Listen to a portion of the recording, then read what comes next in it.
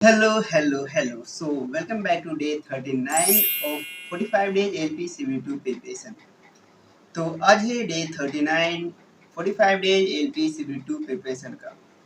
और तैयारी करते करते बहुत ज़्यादा ऊब चुका हूँ रिजल्ट के इंतज़ार में, क्योंकि रिजल्ट एक महीना अभी से पहले ही आ जाना चाहिए था। पता नहीं क्यों लेट कर रहा है रिजल्ट में। और जैसे जैसे जितना ज़्यादा लेट होता जा रहा है एलपी का एग्ज़ाम हुए, और रिजल्ट उतना ही दे नहीं रहा है रिजल्ट, और उतना ही पढ़ने का मन बिल्कुल भी नहीं कर रहा है।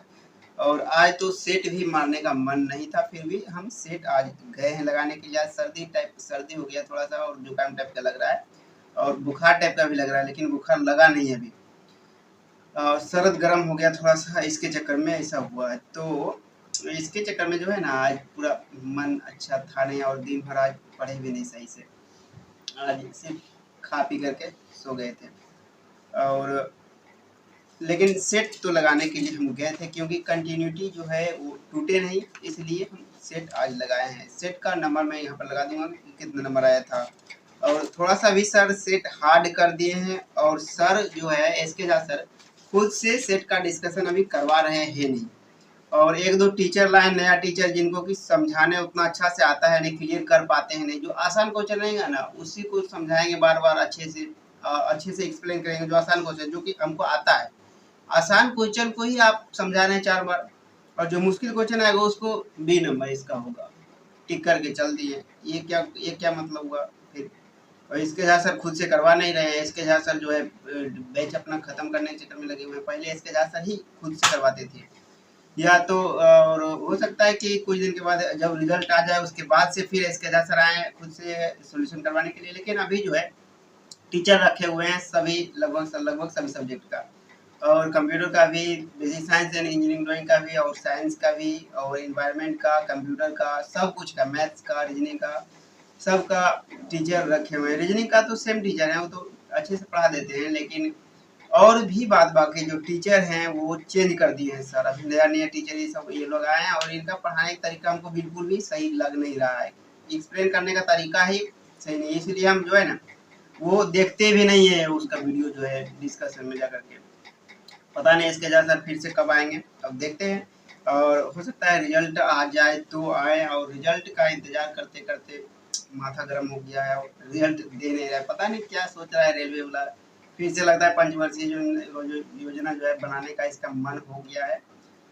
वैकेंसी तो निकाल रहा है हर साल, लेकिन क्लियर नहीं करवा रहा है। इसको 3 महीना, मुश्किल से 3 महीना में क्लियर कर देना चाहिए था एलपी को, जो कि अभी तक लपेट रहा है। हमको लगता है 3 महीना तो हो गया होगा एग्जाम दिए हुए, इसका ज़्यादा ही हो गया होगा। अभी तक रिजल्ट ही नहीं दिया, बताइए। और रिजल्ट जैसे ही देगा फिर टाइम नहीं देगा SBD2 का तैयारी करने के लिए। ऐसे में किसी को पता ही नहीं चलेगा कि रिजल्ट होने वाला है या नहीं होने वाला है।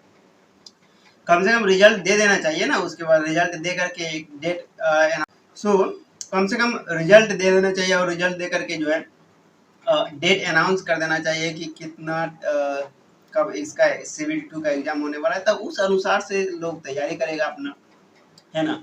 लेकिन नहीं, ये अपने अनुसार से चलेंगे। जब मन होगा तब इसको रिजल्ट देगा, जैसे ही रिजल्ट देगा ही तुरंत दे देगा।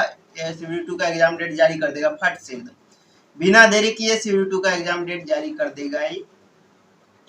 उसके बाद से आपका CBD2 का एग्जाम भी ले लेगा।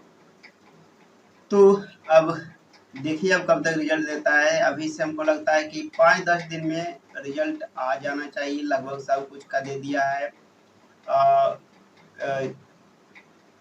टेक्नीशियन का दे दिया है, NTPC का दे दिया है, बाद बाकी लगभग जेई का दे दिया है। सबका तो दे ही दिया है, सिर्फ एलपी वाला बचा हुआ है, और ग्रुप डी वाला बचा हुआ है। ग्रुप डी में जो केस हुआ है उसके चक्कर में लटका हुआ है, और एलपी में तो कोई केस हुआ भी नहीं है, तो एलपी का कम से कम क्लियर कर देना चाहिए।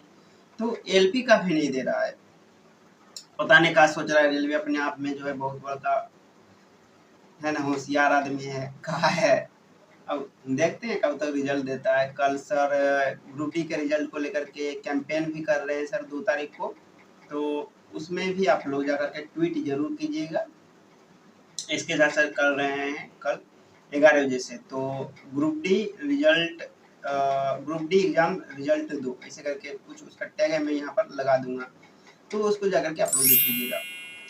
तो अब चलते हैं इसका सेट डिस्कशन पे। सेट को अभी फिलहाल के लिए एनालाइज करेंगे, थोड़ा सा देखेंगे कौन कौन सा गलती हुआ। और आज जो फोटो खींचे हैं उसको स्कैन ले ही नहीं रहे, पता नहीं कंप्यूटर में क्या गड़बड़ी आ जाता है। कभी कभी जो है फोटो खींचते हैं उसका स्कैन लेता ही नहीं है, बोलता है ये इनवैलिड है। बताइए, अब स्कैन नहीं करेंगे जब बिग बूस्टर में जाकर के तो पता कैसे चलेगा कौन सा क्वेश्चन हम गलत किए, कौन सा क्वेश्चन सही किए। थाए नहीं लगेगा, थाए पता नहीं चलेगा। तो इसको बस ऐसे ही अंदाजे टक्कर में हमको देखना पड़ेगा कि ये वाला हो सकता है सही हो गया होगा, ये वाला गलत हो गया होगा, या तो जो याद होगा कि हम ये वाला टिके हैं उसको आंसर से मिला करके उसको मैच करना पड़ेगा। तो ये भी थोड़ा बहुत टेक्निकल इशू जो है झेलना पड़ जाता है। कभी कभी सर का जो है हैंग कर जाता है सिस्टम जो वहाँ पर बनाए हैं। तो अभी फिलहाल के लिए इसको मिलाते हैं कि कौन कौन सा सही हुआ है और कौन कौन सा गलत हुआ है। आज भी थोड़ा सा कम नंबर आया है मेरा, क्योंकि आज फिर से नया क्वेश्चन डाला है सर। नया नया जब क्वेश्चन आता है तो थोड़ा सा नंबर जो है कम जाता है और स्पीड भी कम जाता है। और जब नया क्वेश्चन डालते हैं तो ऐसा नहीं है सिर्फ मैथ में डालते हैं या तो सिर्फ बेसिक साइंस में डालते हैं या तो फिर कंप्यूटर में सिर्फ डालते हैं या तो फिर जो है रीजनिंग में नया क्वेश्चन डालते हैं, सब के सब नया क्वेश्चन डाल देते हैं। तो स्पीड बहुत ज़्यादा कम जाता है और टाइम ज़्यादा लगता है बनाने में, जिसके चक्कर में गलती भी ज़्यादा होता है, गलत ज़्यादा होता है, सही कम हो जाता है, इसके चक्कर में एवरेज भी घट जाता है। तो ये बात है। तो फिलहाल अभी इसका सेट का करते हैं डिस्कशन खुद से, और जो नहीं बनेगा वो एक दोस्त से पूछे करके बनाएंगे। ऐसे करके फिलहाल के लिए ख़त्म करते हैं, हम सेट का डिस्कशन कर रहे हैं।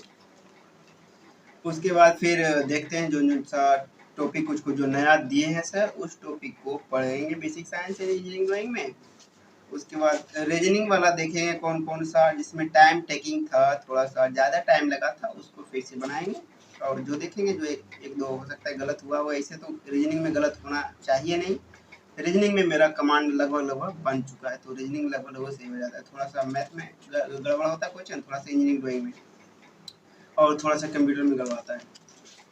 कंप्यूटर का जो सिलेबस है वो ज़्यादा है नहीं, फिर भी उसमें से क्वेश्चन जो आता है उसमें थोड़ा सा गड़बड़ा जाता है, क्योंकि मैं पूरा कंप्यूटर पढ़ा हूँ नहीं पिछले बार जो बहुत कम टाइम मिला था, क्योंकि मैंने बताया ही था पहले भी वीडियो में कि हम पढ़ना स्टार्ट ही किए थे जब मेरा रिजल्ट आ गया था CBT1 का तब, और उसमें से बहुत कम टाइम मिला था। उसमें एक बार रांची गए थे एग्जाम देने के लिए, कैंसिल भी कर दिया था एग्जाम पर, सिस्टम पर बैठा करके एग्जाम कैंसिल कर दिया था। समझ जाइए कि सब कुछ चालू हो गया था, लॉगिन वगैरह सब कर लिए थे, नाम वगैरह सब हो गया था, सिर्फ वहाँ क्लिक करता और स्टार्ट होता है एग्जाम। वहाँ पर जा करके सबको क्या किया, बोला कि अब एग्जाम चालू होगा, वहाँ से इंस्ट्रक्शन आएगा तो चालू करेंगे, इंस्ट्रक्शन क्या कपार आएगा, वहाँ तो पेपर यहाँ लीक हो रहा था पटना में, इसके चक्कर में वहाँ सबको एग्जाम को कैंसिल कर दिया था। उसके बाद बोला आप लोग, और ये सब भूखा गए हम लोग, जब सुबह ही गए थे और सुबह 7 बजे एंट्री किए थे, बाहर निकाला है 1:30-2 बजे लगभग। समझ जाइए उतना देर तक बैठा के रखा है, पूरा एग्जाम उससे भी 1-2 घंटा लेट तक ले बैठा करके रखा। उसके बाद बिस्कुट दिया था 4 वो बिस्कुट खिला करके भेजा दिए सब। तो इस प्रकार से ऐसे कैंसिल किया रांची में जो एग्जाम। उसके बाद फिर से दोबारा देने के लिए गए थे, तो पटना ही दिया था सिविल 2 का, तो पटना में जाकर के एग्जाम दिए थे, तब जाकर के ऐसे करके तो रिजल्ट लिया, डिक्लेयर किया है। तो इतना तो धांधली चल रहा है रेलवे में भी। तो देखिए अब आगे आखिरकार कब तक रिजल्ट आता है और कब तक इसका फाइनल करता है।